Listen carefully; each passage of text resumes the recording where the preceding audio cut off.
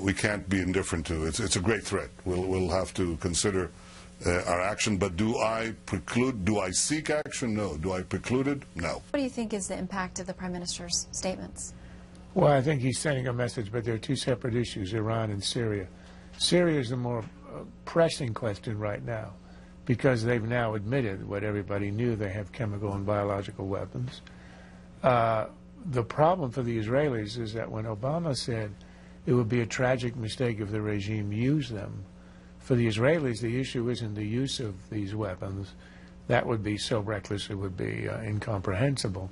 The problem for the Israelis is that Assad might transfer the weapons to Hezbollah.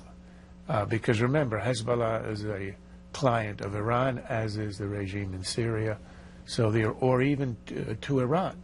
So what you're talking about here are weapons that would be in the hands of, for example, Hezbollah, who are responsible for the attack that just happened last week in Bulgaria, the slaughtering of young Israelis on a bus in Bulgaria, whose leader has declared that his aim is not just the destruction of Israel, but the genocide of the Jews in Israel. He talks often about that, killing every last one, and this would give them the weaponry to destroy them in the hundreds of thousands.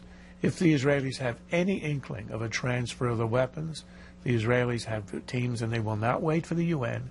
They're not going to wait for the Russians. They're not going to wait for the United States. The Israelis will go in and they'll either seize them or destroy them. It could be risky. These things are always risky. But there's nobody standing right now between a transfer of the weapons into the hands of Hezbollah other than the Israelis themselves. If Israel